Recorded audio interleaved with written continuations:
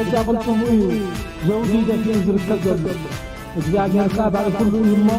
ነዛ ዘውዲ እዚኣ ዝትንኪያ ወይ ሰላም ተኸታተልቲ ሶል ሚድያ ኣብዞ ዘለኹም ሰላምኩም ይብዛሕ ክንድቅስ ክንትስ ኤርትራውነት ኩርመነት ኣይንረስዕ ዳበልኩ ክቡራት ተኸታተልቲ ሶል ሚድያ ኩላትኩም ተኸታተልቲ ብላይ ክጅምሩ ናብ ኩሉ ንኽባፅሕ ከዓ እንድሕር ዳ ክኢልኩም ሸር በልዎ ስለምንታይ ፀላኢ ዓሻ ይብል ስቡ ጅግና ውጩ ማለት ስለዚ ክቡራት ተኸታተልቲ እዚኣ ክነሸግረኩም ኢና ላይክ ናብ ኩሉ ንኽባፅሕ ከዓ ሸር በልዎ ማለት እዩ ንሎሚ ከምዚ ኣበርስ ትሪእዎ ዘለኹም ኣናብስ ክመስሉ ኣብ ማሕበራዊ ሚድያ መፅኦም ንሕና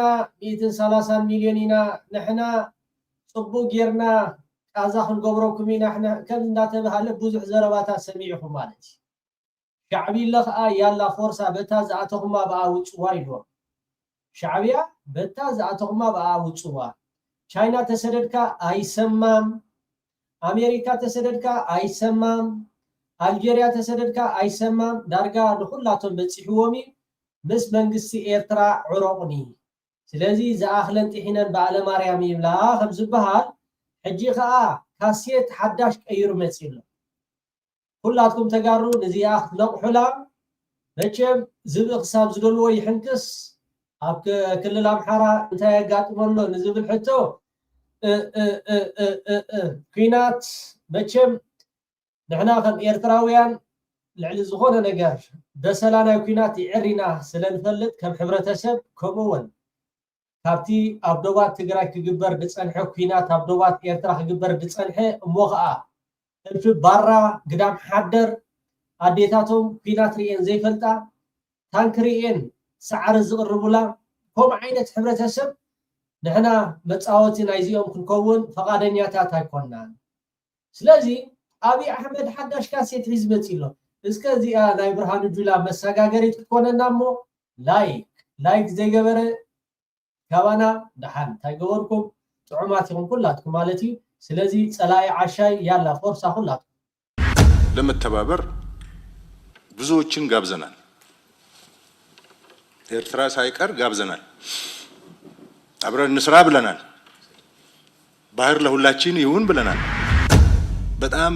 ባልተለመደ መንገድ የኤርትራና የኢትዮጵያን ግንኙነት ለመፍታት መንግስታችን ረጅም ርቀት ሄደዋል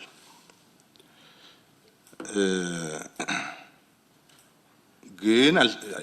አልተሳካም አብረን እንጠቀም ነው እንጂ የባህር በር ይዤ እናንተን እንደፈለኩ ላርጋችሁ የሚል አስተሳሰብ ስላለ አይ እንደዛ ሳይሆን በጋራ እኩልነት ነው በጋራ ተጠቃሚነት ነው እንጂ የሆነ ቁልፍ መሳሪያ ይዘህ በቁልፍ መሳሪያ ይሄን ሁሉ ማህበረሰብ ለማሽከርከር መሞከር ልክ አይደለም የሚል ነገር ሲመጣ አሁን ኩርፋ ያመጣዋል ወራየት አለ ከውጪ መጥቶ ባህሩ ኃይሉ ማን ነው ባህር በሩን የወሰደብን ጉልበተኛ አልነበረም ጁላ ማለት ወይ በወረራ ወይ በቅኝ ግዛት አድርጎ መጥቶ ባህር ኃይል የነጠቀን ማን ባህር በር የነጠቀን የለም ባህር ኃይሉን ያስወሰድነው እኛ ነን እኛ ደግሞ ምን አድርገን እርስ በርስ እንባላ እኔ ይበልጥ ስንባባል ራሳችንን አጥፊዎች ራሳችን ቤትን ሳታጸዳ ሌላ ጫት ብትቀስር ምንም አታመጣ አሁን ክላሽንኮቭ ለመግዛት ወደ ውጭ ሀገር ገበያ አንወጣ ይቅር ክላሽንኮቭ መድፍ ጥይት ለመግዛት ኢትዮጵያ ወደ ባህር በር ወደ ባህር አጠገብ ዝር እንዳትል እናድርጋት ብለው አቅደው ግንባር ፈጥረው የሚሰሩ ደግሞ አሉ በምዕራብ በኩል ውሃ እንዳንገድብ እንዳንጠቀም ይደረጋል በምስራቅ በኩል ወደ ባህር እንዳንወጣ ይደረጋል አስተባባሪ አለው ለመተባበር ደግሞ በጣም ዝግጁ ሆነው አሉ ኢትዮጵያ ምን እንዳደረገች እኔ አያገባኝም እዚህ ማብራሪያ መስጠት ምናልባት አንዳንድ የደህንነትና የኦፕሬሽን ጉዳዮች ሲሆን ከሚኒስትሩ ጋር ስፔሲፊክ ሴክተሩ የሚመለከተው አካል መጥቶ ነው ማብራሪያ የሚሰጠው። አሁን ግን ሚኒስትሯ ራሷ ነገሩ ትንሽ ጠንከር ያለ ነው የተነሳው ጥያቄ እና እንደገና ደግሞ ኮምፕሬሄንሲቭ ነው ሁሉ አቀፍ ስለሆነ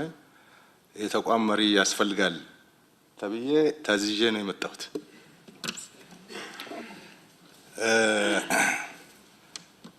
እና ሁሉ ጊዜ እንደዚህ እንዳትጠብቁ ለማለት ነው። ጥያቄዎቹን አንድ በአንድ ሊሄድበት እፈልጋለሁ። መጀመሪያ የተነሳው ሀሳብ ከዚህ ከምስራቅ አፍሪካ የደህንነት ስጋት ጋር ተያይዞ በርካታ ሀገሮች የጦር ካምፕ በቀጠናው ከመመስረት ጋር ተያይዞ መስመሩ የባህር ንግድ የመርከቦች መተላለፊያ ከመሆን ጋር ተያይዞ እዛ አካባቢ ካለው ጸጥታና የአሻባሪነት ሁኔታ ጋር ተያይዞ የተነሳና ከዚህ አንፃር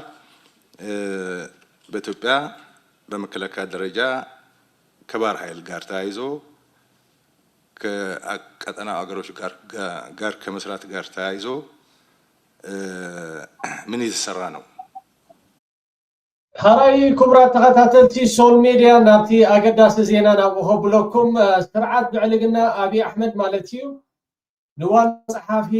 ናይ ውድብ ሕቡራት ሃገራት አንቶኒዮ ጉተረስ ከምኡ እውን ናይ ኤሮጳዊ ሕብረት ምስ ወያነ ዕረቁኒ ምስ ወያነ ሸምጉልኒ ምዕራብ ትግራይ ክህቦም ይኽእል ምዕራብ ትግራይ ክህቦም ይኽእል ፀገም ዘለዎ ይኮነን ሸምጉልኒ ይብል ስለ ዘሎ ኣብዚ ቀረባ መዓልታት ከምቲ ዝራኽሞ ወተሃደራት ተጸግዓ ኣለኹ ወተሃደራት ከም ዝገብር ኣለኹ እንዳበለ መናወራ ክካይድ ወይ ከዓ መናወራ ክካይድ ቀኒዩ ኣብዚ 3-4 መዓልቲ ከዓ ሓደ ፍሉይ ነገር ክትሰምዑ ማለት እዩ ንአንቶኒዮ ጉተረስ እግሩ ወዲቑ ምስ ወያነ ዕረቀኒ እታ ምዕራብ ትግራይ ድያ ገለድያ እቲ ዝደልይዎ ነገራት ኩሉ ክገብረሎም ይኽእል ጥራሕ ምስ ወያነ ዕረቀኒ ይዝብል እዚኣ መፅያትኩም ኣላ መቸም ንሕና ከም ኤርትራውያን እቲ ምርጫ ናትኩም ምርጫ ይኸውን ልዕሊ ዝኾነ ነገር ግን አብይ አሕመድ ዝብኢ ክሳብ ዝደልዎ ይሕንክስ ከም ዝበሃል ኩሉ ግዜ ሓደ ሰብ እቲ ክገብሮ ዝኽእል ነገር ኣቐዲሙ እንድሕር ዳኣ ከጥፍኣካ እንድሕር ዳ ኢልካ ከጥፍኣካ እንድሕር ኢልካ ከምቲ ገዱ ዝበሎ ማለት እዩ ንህዝቢ ትግራይ ኣዳቂቀ ንህዝቢ ትግራይ በታቲነ ንህዝቢ ትግራይ ጽቡቅ ገይረ ተጻዊቶልየ ጽቡቅ ገይረ ከዓ ከዳቆቆየ ክብል ተዛሪቡ ማለት እዩ ገዱ ንዓና ከም ኤርትራውያን አብይ አሕመድ ይትረፍ ቀጻሊ በቲ ስውር ወይ ከዓ ነቶም ላዕለዎ ሰበስልጣናት ኣለዉ ዝበሃሉ ናይ አፍሪካዊ ሕብረት ሙሳ ፋቂ ናይ ጣልያን ናይ ቻይና ናይ አሜሪካ ናይ አልጄሪያ ናይ ዝተፈላለዩ ሃገራት ናብ ኤርትራ ልኡኻት ሰዲድ እዩ ግን ኩሉ ግዜ ዝብኢ ክሳብ ዘለዎ ይሕንክስ ከም ዝበሃል ንሕና እታ ወደብ ተዘይምፂናያ ወይ ከዓ እታ ባሕሪ ተዘይምሊስናያ ደቂ ደቅና ካልእ ግደፎ ድሕሪ ደቂ ደቅና ንሕና ከዓ ንደቂ ደቅና ሰላምን ቅሳነትን ከምቲ ኣባ ሓጎታትና ኣቦታትና ዝሕለፍዎ ዘይኮኑ ከምዚ ንሕና ዝሕለፍናዮ ዘይኮነስ እቲ ዝመፅእ ወለዶ ናይ ኤርትራ ብሰላም ቀሲኑ ዝነብረላ ሃገር ኢና ክንገድፈሉ ንደሊ እዛ አብይ አሕመድ ሽንፍላ ግን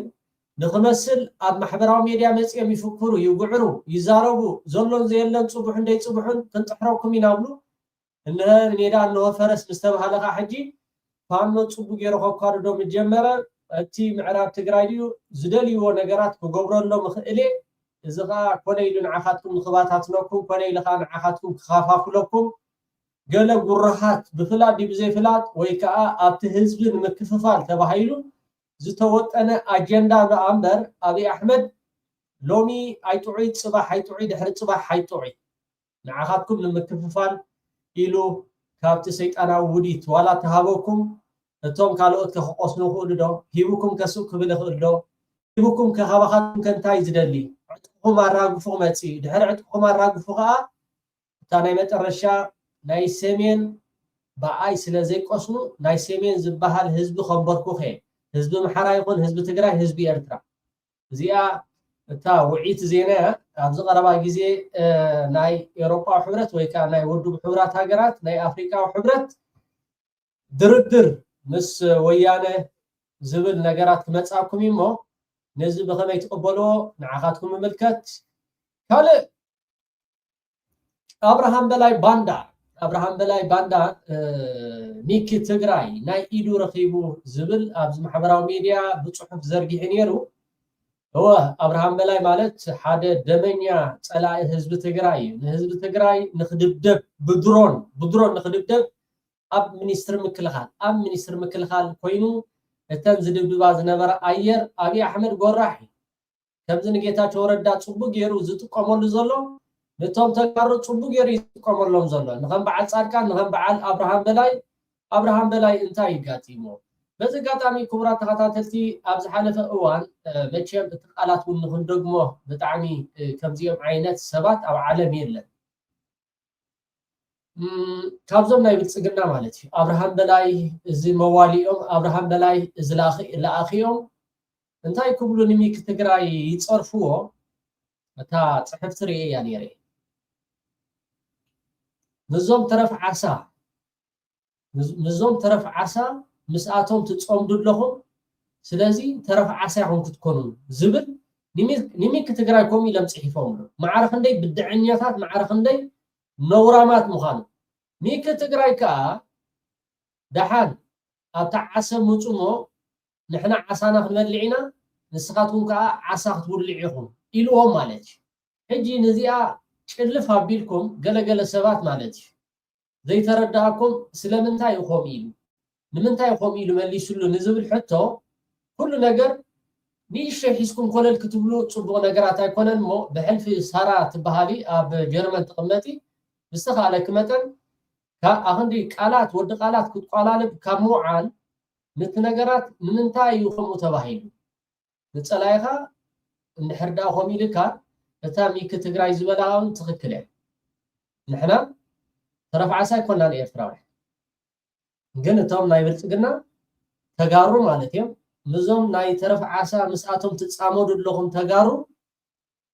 ተረፍ ዓሳ ክትብልዕኹም ምስኦም ኢሎም ኖ ንሕና ምስ ኤርትራውያን ኮይና ኣብቲ ባሕሪ ዓሳ ክንበልዕ ኢና ንስኻትኩም ግን እቶም ናይ ብልጽግና ዓሳ ክትብልዕኹም ኢሎም ማለት እዩ ስለዚ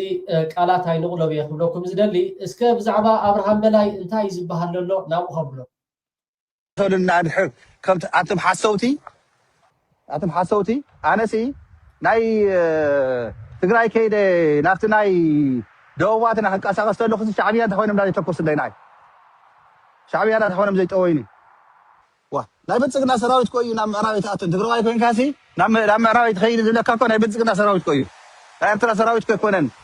حيز تقرأي زي شجرة زلو ناي بتسقنا سراوي تيو سلودي أنتم تقارن إرتراويانين عاوزي كيت شوودو أفتي بايت أخينا بعدنا أنا اللي خلكم زي بهيوتكو أفتي بايت أخينا نفوتو أما حوار ميديا قد بس حسوا الناس عين فكدن تقول ما لا تسي حسوا تسي قدفون لكم لا تبصات أي خير لكم من حزب إتران حزب تقرأين ما قل فخوينينا حدا مصي حزب بسلام تفاقيرو بسلام كنبري حزب تقرأين حزب إتران إذا فقروا ذي كان هي معنم خابشو حيلي كابن نسأل كان شيطان كانت تقول كمن نسألت أنا قرماي كمني زي مريم صلي زي ود درجي أحتام صلي داويت كبر بهالكم زي قحامي شات في دساوا ناي بلصقنا دموز نتقبل بن أبراهام بلاي سووا لمو أتفندي حيدوا أنا تقرأي قلنا لنا نحن دكا أو قلنا نكالس حيدون زي عامينا الله زي بنعنا الله ودمنا خانية قد قبلنا وقلنا خوينا نتهم صلاتنا نمرش نحنا دكا دكا نحنا سي فوتهم صلاهم دك حوحاتنا ردكم لي دك حوحات ما دمنا أيا ولا هديتنا أيا لا هدنا أيا ردكم لي حوحات سي بمسارة تسعروها ببوليتيكا تسعروها بقالي تسعروها بكا ألا أيا أخذ نبريا فوتهم صلاهم تردكم أنتم حد حوحات دميات ولما تخكلكم ما يتقاقهم دمنا نفرغان حوحات ودمنا أزي حوسوس لكم مستوى الكسبات بحطيرو أبراهام بلاي كمتكم خافتم باندات حدا مالتيو أبراهام بلاي دي تقندي فاينانشال نتومنا حرام مريت تما بولصنحو أبراهام بلاي هيزي لو مع تما أخيبا وعيلهم مسني صادقان زبس بنيستو يخامبتهم ليتو وي عمو أبايا هولتهم دامستي تم عجبت انت يقور نيرم لكم صحاكم لي عجبت انت يسوتي نيرم يسخروا يسخر نيرم أم دام الساعتين ناس سخروا أبراهام بلا زرتت طبيلهم ملو أديو رجيمنا دينا دي بدنبي رجيمنا دي بدنبي مرجم ناي ديجن بكا داركا بنيستي يمليتو بنيستي مرجم ناي ديو ناي أبراهام بلا بنيستي يمليتو أبيت متشم ناي ولد مرجم حماقيو أبراهام بلا يجن نيستي يمليتو ياو خن مشت ناب لما عاد زوج حسنا زقاطة متي حدقة أم انتهي درجة خمسة له ياو تم حبريتاز هو نزلوا حكمنا بياتيو انتهي كونت هاتي زلوا توساك حبريتا مساوني ياو أبديت صحفية بوست قرركم يا فيسبوك يتخاطروا شرقوا روزيجن سو أبراهام بلاي تدحيقو توقعوا أم دامستي نبلوكم لنا حكمنا ياتي زلوا انتهي درجة حكمنا يزلي زلوا جن أي زيا قانا أي أقلسي كونت النازلة أبي حكمنا خمسة لوجو نصاري نازلنا بايزوي أبنا قلاو دياتيو فتناي تقران بس دياتيو زيا زكاتو لو سبات وافيرنا لنا تشيك جيروم تاخونتات أبديت كونا أيام زيا مسرخمنا خمسة لكم إيه سو أبراهام بلاي مرجمنا يديون مرجمنا هي استقراين بنيستو يمليتو أبدي سابا أب حياة خدت تزنور اللي بتاون نجزي سوين كحزة سلزونتهم حواريت هزون زلوا ناتهم ونيستي سقات سلزخونه نساقن مسمى عرارينا يا خالي حواري تامس مس حاوسنا مسخنا وصينا مالتيو ثم تحاورنا ون يشتكي نصقم حدقه هاي يخونم ناتهم سو ناي ابراهام بلا يو ثم قالكم حدا اسفا ابراهام بحال كان اي رحوي كانت فوتو ترسي سبيتي يمثل باي ذا واي انت هايلو افتي اخي واي مسلكم مالي ኢትዮጵያ ንሕና ኢትዮጵያውያን ኢትዮጵያ ዓድና እያ ኢትዮጵያ ግን ክንዲ ሻዕብያ ፀላኢ የብላን ብስሩዕ ዓለም ኢሉ ምሒዱ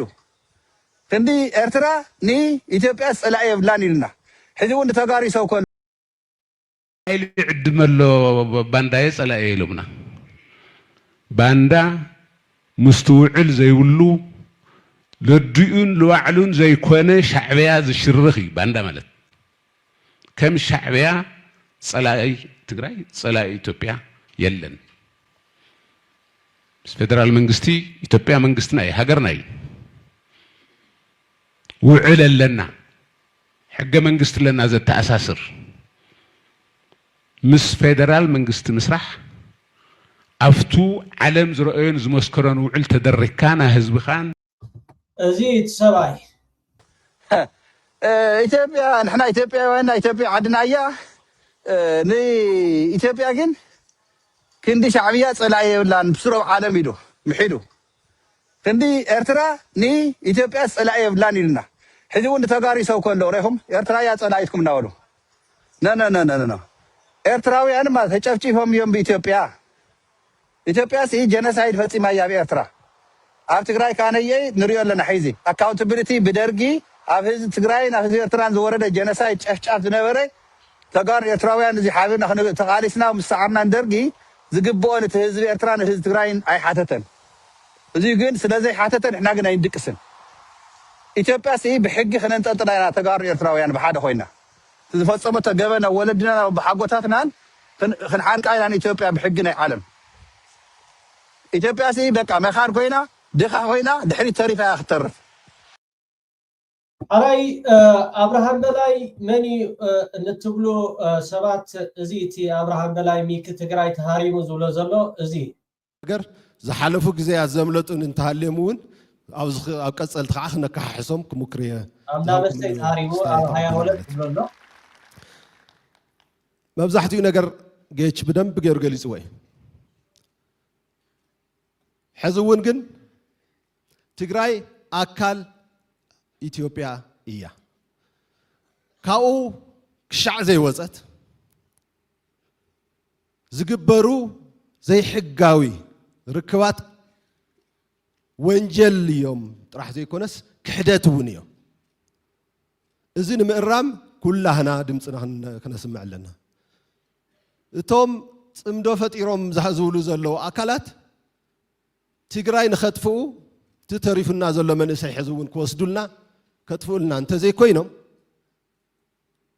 ናይ ትግራይ ህዝቢ ኣጀንዳ ክምልሱ ዝኽእሉ ኣካላት ኣይኮኑን እዚ ብተደጋጋሚ ኣረጋጊፆምልና እዮም ምሻዕብያ ፀሚድካ ዝፍጠር ጽቡቕ ነገር ንህዝቢ ትግራይ ክህሊ ይኽእል ምሻዕብያ ኖት ምስ ህዝቢ ኤርትራ ሻዕብያ መሰረቱን ድሌቱን ትግራዋይ ቅንዒሉ ከይኸይድ ዝኾነላ ኢትዮጵያ ክትፍጠር ዝሰርሕ እምበር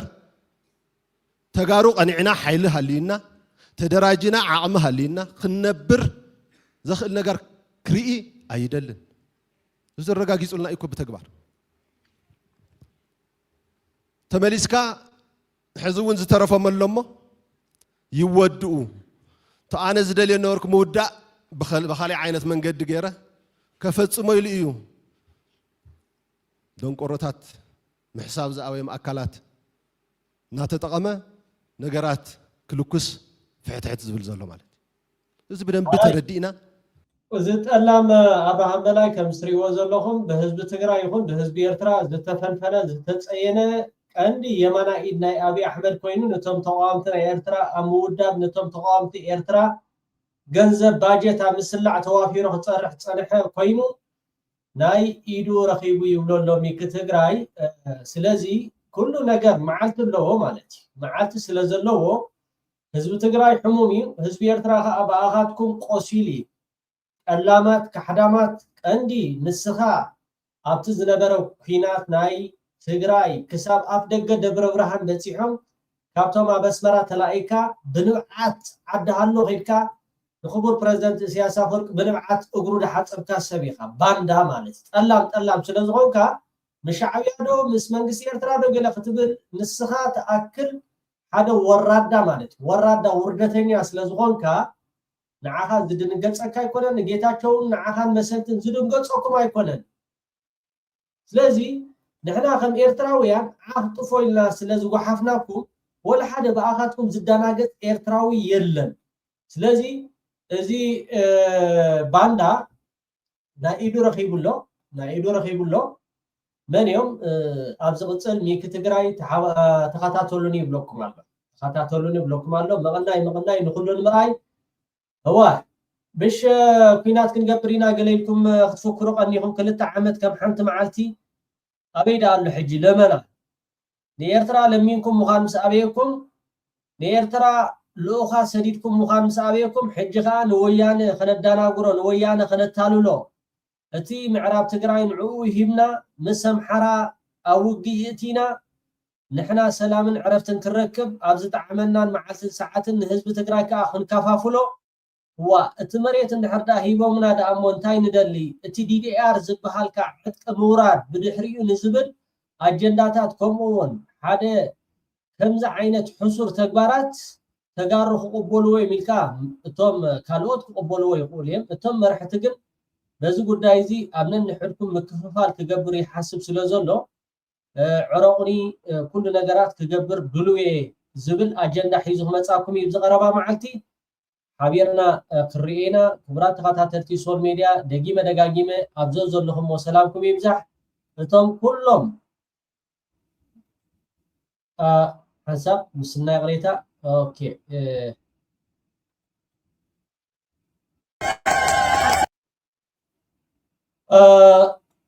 እዚ ትሪእዎ ዘለኹም ሓደ ካብዞም ማሕበራዊ ሚድያ ነጠፍቲ ለይትን መዓልትን ከይተታኸሰ ለይትን መዓልትን በሃገራውነቱ ሕሙም በሃገራውነቱ ብጣዕሚ ካብቶም ብስነ ምግባር ኩሉ ነገራት ከም ኣያ ኮይኑ ዝኣሌካ ከም ኣቦ ኮይኑ ዝምዕደካ ደይፍ يعني زغونه ነገር ምስ ሓመምካ ብዙሕ ተሰሚዕኒ ነይሩ ቀጻልውን ንዳዋወል ነርና ማለት እዩ ከምዚ ይኽሪእካ ከለኹ ሓውየ ዝብል ኣብ ዝሓለፈ እዋን ይዕሊልና ነርና እቲ ኮሚኒቲ ናይቲ ከባቢ ዝነብረሉ ቦታ ንዚ ሓውና ደይፍ ብዙሓት ሰባት ትፈልጡ ኢኹም እንህለ ኣምላኽ እንታይ ሰኣኖ ኣምላኽ ጥዑም እዩ ኣምላኽካ ሙሉእ ጥዕናን ቅሳነትን ዝተረፈ ዕድሜኻ ከዓ ኣምላኽ ይባርካ ንዞም ሕቡናት ሃገራውያን ኤርትራውያን ከዓ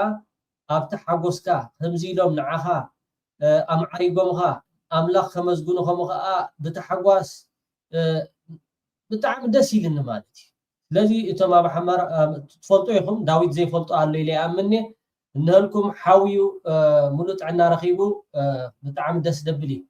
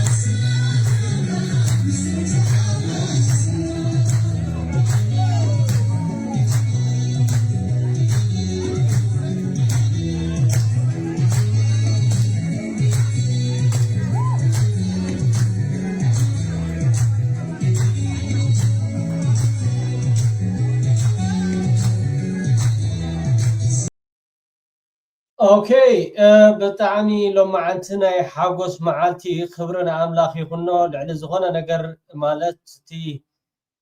لعل زغونه كبيدي مالت داويت زحلفو سقاي قليل سقاي يكونن جن املاخ طعم كم سري وزلهم مالتي ديف زيا ناتو فيسبوك كوينا بزحات محبراو ميديا نتفت تفلطو يخم نهله املاخ انتاي سانو ملوت عنا هيو بوغرو خنقاساقس بوغرو كم زغتري ورصنحكم مس حزبو مس زفوتو ميعرقتن محازتون سعري يخمو مالتيو ديف حاونا بتعمينا نفوتوكا بتعمينا نخبركا طرف علميخا املاخ زمن كاي بارخ እንዳወልኩም ማለቲ ከምሶል ሚዲያ ብዙሓት ተኸታተልቲ ማሕበራዊ ሚዲያ ነጠፍትኻ ንዳዊት ሓውና ዝተረፈ ዕድሜኻ ኣምላኽ ይባርኽ ሙሉእ ጥዕና ሂብካ ከምዚልና ብምርኣይና ከዓ ሕጉሳት ኢና እሞ ልዕሊ ዝኾነ ነገርካ ሕጉስ እየ ክብለካ ይደሊ ዳዊት ሓወይ ብጣዕሚ ቃላት ሲኢነ ክብረና ኣምላኽ ቴንክ ዩ ዳዊት ሓወይ ክቡራት ተኸታተልቲ ሶል ሚድያ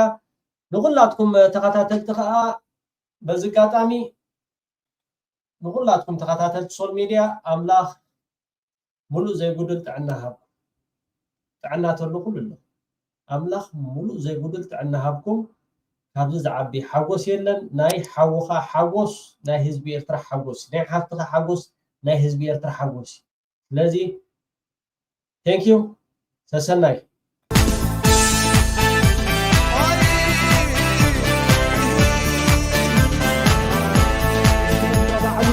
بجد قلتم ايه زوجي ده في زركة جد እግዚአብሔር ቃል ባለ ሁሉ ይሞ ለዛ ዘውጅ እዚኣ ትንኪያ ወይ